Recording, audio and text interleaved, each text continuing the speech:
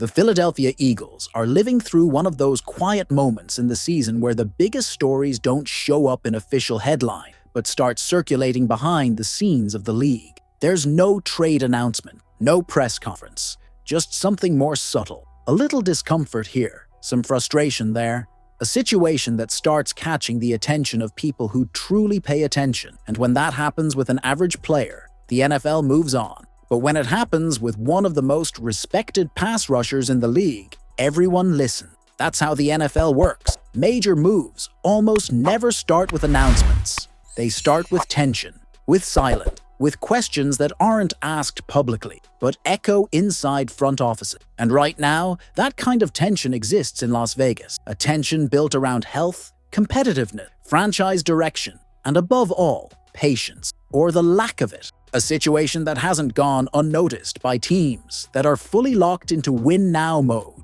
And among those teams, one name naturally comes up: Philadelphia. Nothing is confirmed, nothing is imminent. But the fact that this conversation exists at all already says a lot. And as we move forward, that will make even more sense. It all starts with how the Raiders handled Max Crosby late in the season. Officially, the reasoning was caution with an injury, protecting the player, thinking long-term. All of that sounds reasonable on paper, but in the NFL, context matters more than statements. And the Raiders' context is clear: a team out of real contention, a roster without a defined direction, a season that, the longer it went on, looked more and more like it was headed toward the bottom of the standing. When a franchise reaches that point, decisions start being made with different priorities, and not every player agrees with that. Max Crosby has built his career playing at full throttle, non-stop motor, maximum effort on every snap. He's never been the type of player who accepts shutting things down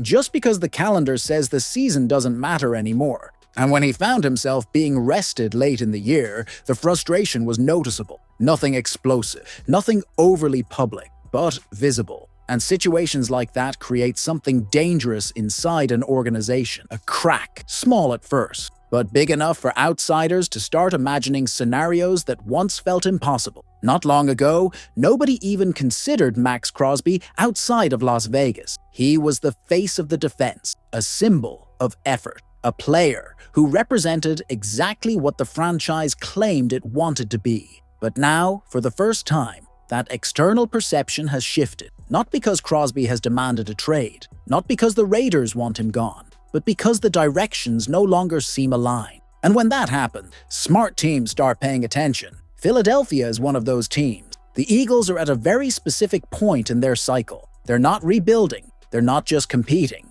They're trying to maximize a championship window that doesn't stay open forever. A veteran roster, depth across key positions, significant money committed in critical areas, built to win right now. And when you look at that roster, honestly, there's one uncomfortable truth that has to be acknowledged. The defense is good, the defensive line is deep, but they don't have that one player who completely changes everything by himself. The kind of player offenses have to identify before anything else. The one who commands constant double teams, who forces quarterbacks to speed up their internal clock, who blows up plays even when the offense does everything right. That kind of player is rare and expensive, and almost never available. That's why even the hint of Max Crosby becoming available turns heads. Even in a frustrating season for the Raiders, Crosby continues to produce at an elite level. He faced the Eagles recently in a lopsided 31-0 loss and still managed to get home for a sack on Jalen Hurts.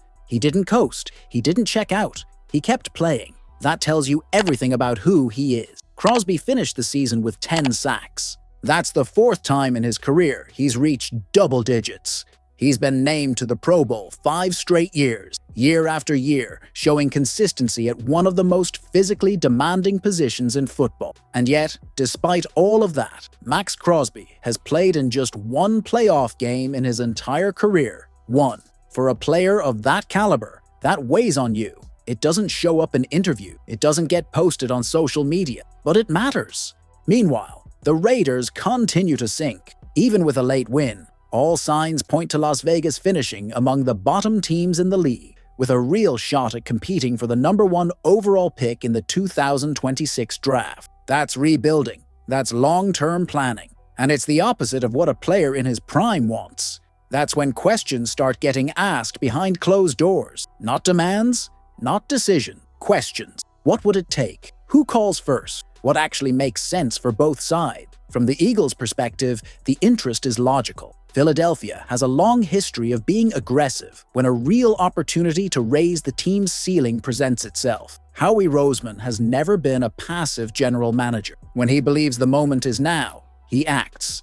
And that mindset has been echoed by people around the league. Recently, Yahoo's sports reporter Charles Robinson shared that high-ranking league sources believe Roseman would be willing to pay a significant price if a truly dominant pass rusher became available, even referencing a hypothetical situation involving Myles Garrett. Crosby isn't Garrett. Garrett is on the verge of breaking the all-time sack record, but Crosby lives just below that tier. He's a play destroyer, a relentless force, a player who doesn't need to be 100% healthy to impact a game, and someone who would fit seamlessly into a defense that's already good but could become suffocating. It's important to be clear about this. A trade like this wouldn't be simple, it wouldn't be cheap, but it also wouldn't require tearing the future apart. The type of package being discussed in league circles involves a premium asset to open the door, a future pick to sweeten the deal, and possibly a young, controllable player who would step into a larger role in Las Vegas. The Eagles have draft capital,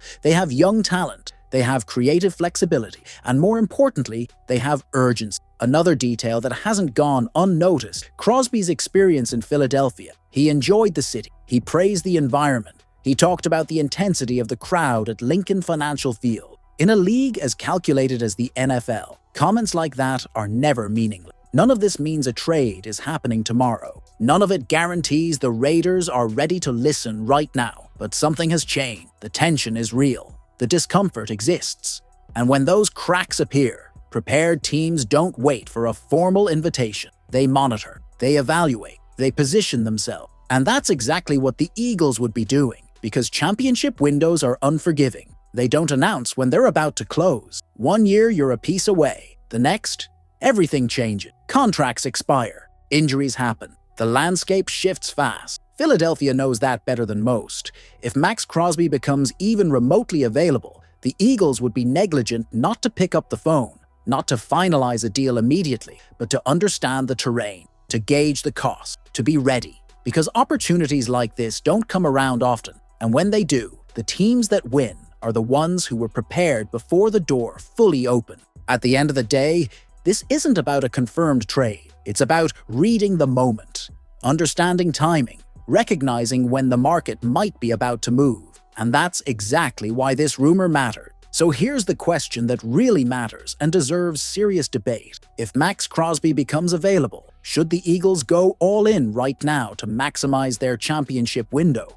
Or would the price be too high for a roster that's already competitive? If you want to keep hearing deep, thoughtful analysis made for fans who understand the game beyond the surface, drop a comment, hit the like button, and subscribe to the channel. Those actions help the channel grow, strengthen the community, and keep this space alive for fans who take the Philadelphia Eagles seriously every single day.